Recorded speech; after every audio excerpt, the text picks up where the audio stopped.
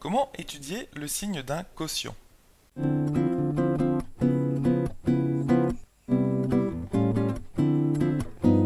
Bonjour à toi et bienvenue sur Star en Maths TV.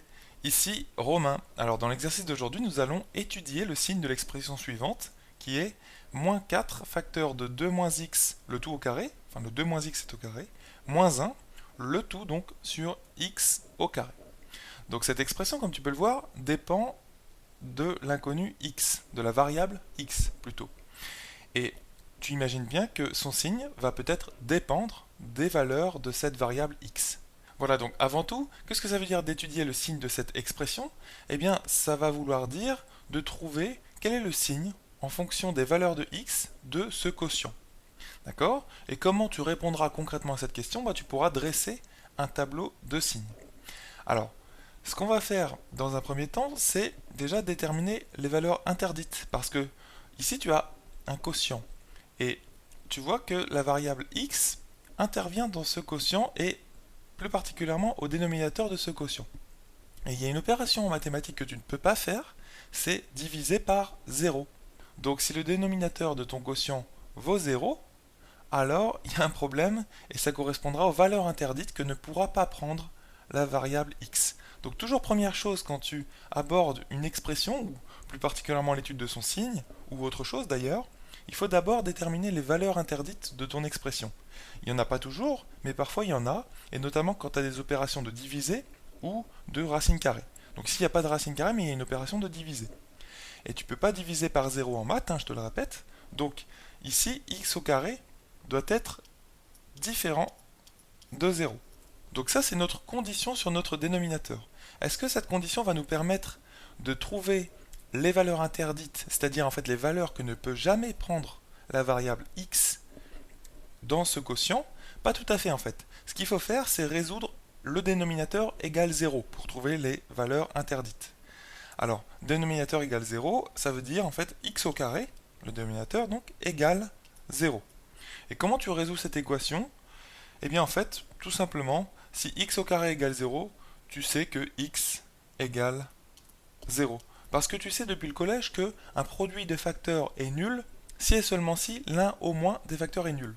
Et tu sais que x au carré c'est un produit de facteurs. Parce que c'est tout simplement x fois, donc facteur de x, c'est-à-dire lui-même. Donc ça vaut 0. Donc tu n'as cette égalité, x fois x égale 0, que si x égale 0 ou x égale 0. Donc que si x égale 0, tout simplement. Donc voilà la valeur interdite, c'est quand x vaut 0, le dénominateur x au carré vaut 0 aussi, et ça n'est pas possible. Donc ça, c'est la valeur interdite.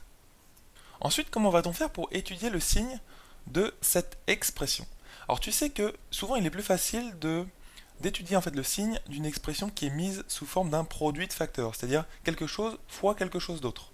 Comme ça, si tu connais le signe du premier quelque chose et le signe du second quelque chose, eh bien le signe de la multiplication des deux, c'est-à-dire de quelque chose 1 fois quelque chose 2, eh bien ce sera tout simplement plus par plus ça te donne plus par moins ça te donne moins, moins par plus aussi, et moins par moins ça te donne plus. Ok? Donc souvent c'est plus facile quand c'est mis sous forme d'un produit de facteurs. Mais en fait une opération de diviser c'est la même chose. C'est aussi une multiplication, une opération divisée. C'est aussi moins 4 facteur de 2 moins x au carré moins 1, tout ce numérateur-là, fois l'inverse de x au carré, c'est-à-dire fois 1 sur x au carré.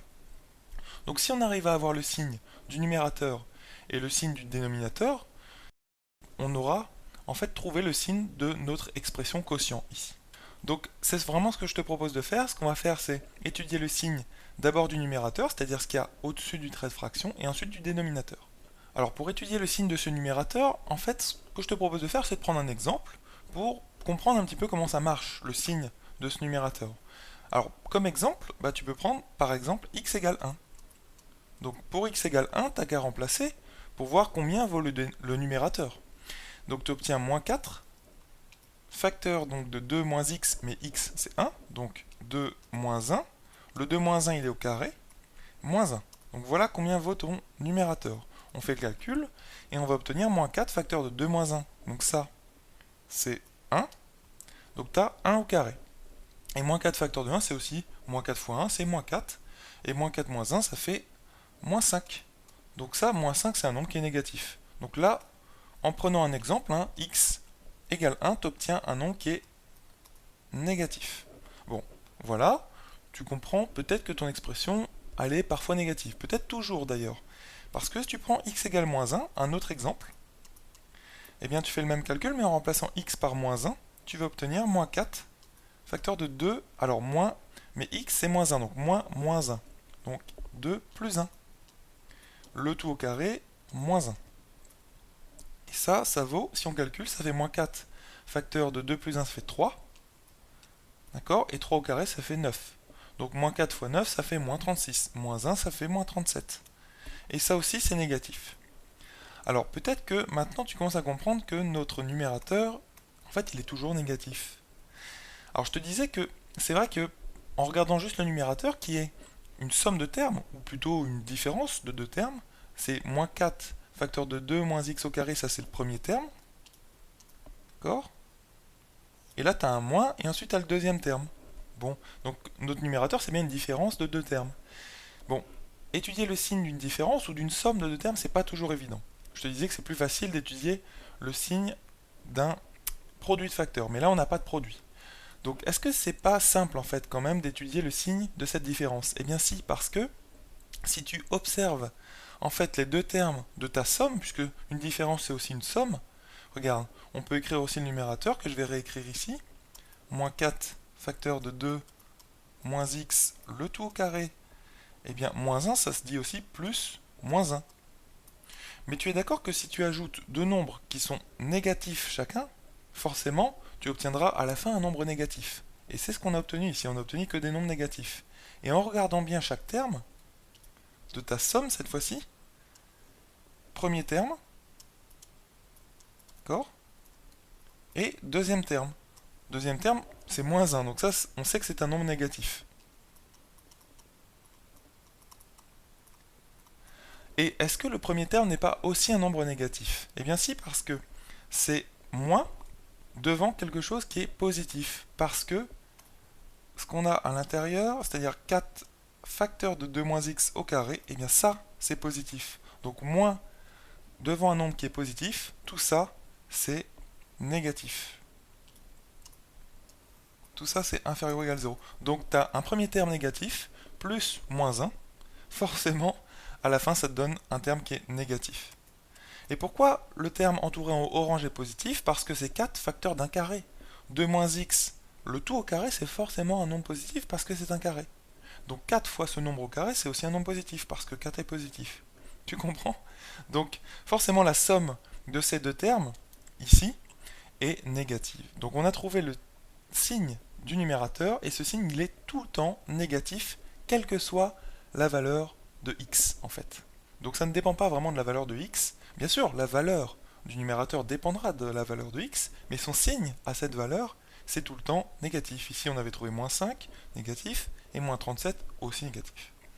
Donc maintenant, eh bien, il suffit de regarder le signe du dénominateur, mais le signe du dénominateur, c'est tout le temps plus, parce que c'est un carré le dénominateur, c'est x au carré.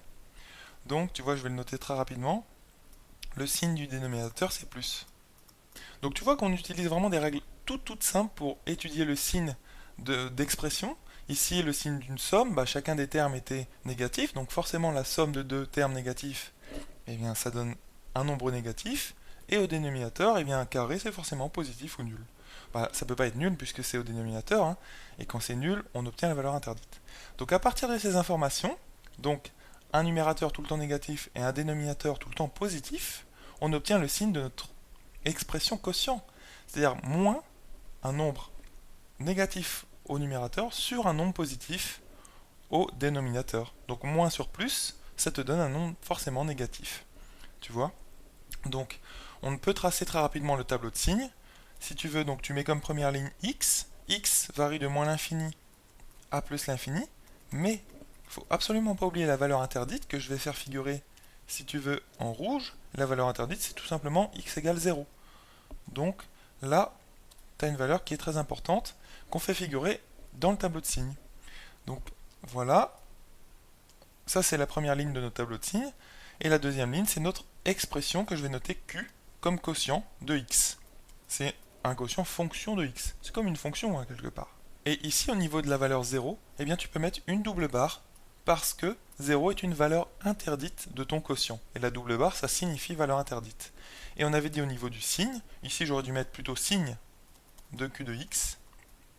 Voilà. On avait dit que c'était un nombre négatif, donc le numérateur, sur un nombre positif, le dénominateur. Donc c'est forcément moins sur plus, ça donne moins.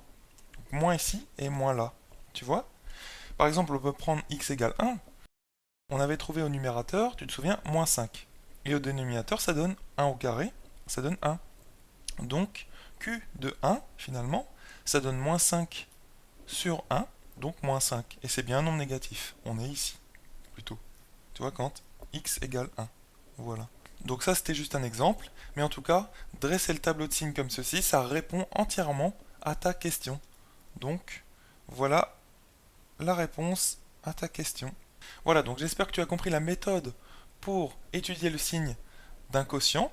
Première chose, tu détermines les valeurs interdites en résolvant l'équation dénominateur égale 0. Ici, ça correspondait à x au carré égale 0, donc x égale 0, et la valeur interdite c'est 0. Tu la feras figurer dans le tableau de signe final par une double barre.